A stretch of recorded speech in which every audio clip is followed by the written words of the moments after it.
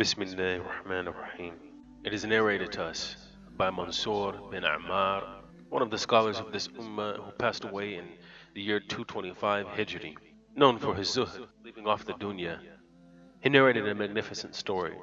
He says, I was on a trip to Hajj, so I stopped in Kufa, in Iraq, me and some of my companions. I wanted to be by myself away from my companions. So I began to walk in some of the areas of Kufa during the night. This was the last third of the night. And while I was walking, I heard an elderly man crying and supplicating silently to his Lord. He was calling upon Allah, saying the most beautiful of supplications. Ya Ilahi, bi'izzati wa jalali. O my Lord, O my Lord, I swear by your mightiness and by your honor, I had not wanted to oppose you with my disobedience, and I had not disobeyed you for the sake of disobeying you, and out of ignorance of your punishment, and not from the punishment was I inattentive, and I was not depreciating your vision over me, but my soul enticed me. Listen to this beautiful dua. He is saying that I did not want to oppose you just because of my disobedience, saying that he's trying to negate kibr from himself, being arrogant, doing it out of haughtiness, which is its own type of disobedience. No, he just did it. Then he says, I had not disobeyed you for the sake of disobeying, out of ignorance of your punishment, meaning that in the same right, not that I just do it out of ignorance, but I did it also knowing your punishment, meaning that I wasn't unaware of that which you said that you would do to those who are disobedient in their sins and lowliness. He says, and not from your punishment was I inattentive. He knows the punishment that comes from Allah. And not did I depreciate your vision over me, meaning that not did I disregard the fact that you are watching me. No, he says, my soul enticed me, meaning that it called him and forced him and eased him into every single sin that he did. It's okay, just do it. This is what he meant by my soul enticed me. And because of his negating of ignorance and arrogance in his call to Allah, he's saying that all of the burden is only and solely upon him and his soul. He says, and thus I opposed you from the effort of my desire. So now, who will save me from your punishment? If the rope of Allah is cut off from me, then there is no other that I will be able to hold on to. Oh my disgrace! What of this day I will stand in front of Allah? Here he's speaking to his own sin. He's talking to it, his own sin. Oh my disgrace! What of this day I will stand in front of Allah? Woe is to me! Whenever my years grew, so did my sins. Woe is to me!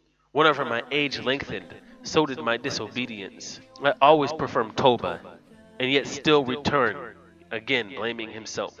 Is it not time for me to shy from my Lord and repent?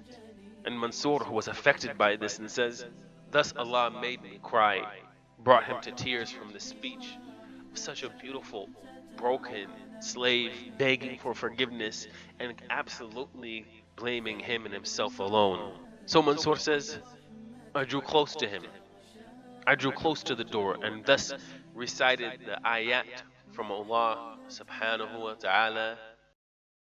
يا أيها الذين آمنوا قوا أنفسكم وأهليكم نارا وقودها الناس والحجارة عليها ملائكة غلاظ شداد لا يعصون الله ما أمرهم ويفعلون ما يؤمرون. Then Mansur is continuing to narrate. Then after reciting this, I heard him begin to shake, to tremble, and I thought that he was simply affected by the condition of his dua and his supplication. So I left to take care of my own needs. But he thought to himself, I'm going to return to the next day. So he says, I returned the next day and found that there was a janazah. It was clear that somebody had passed. So I went to the house and found an elderly lady crying. So I asked the elderly lady, who is the dead? And she said to me, leave me. So I said to her, I'm a stranger. I'm not from this land and my intention is Hajj. Perhaps I can make dua for the dead. So she said to him, this is my son. He was righteous man, spending from what he had earned on a third of me, a third on the poor, and a third on himself. And he was plentiful in his fasting, and plentiful in his qiyamul layl. And it was yesterday that he was crying and supplicating to Allah. So a man had passed in front of the house and recited an ayah, in which it had the reminder of Nar, my Habibi, my beloved son, remained shaking, trembling, until his ruh left him. Mansur finishes the narration by saying, that is how the warning is from Allah.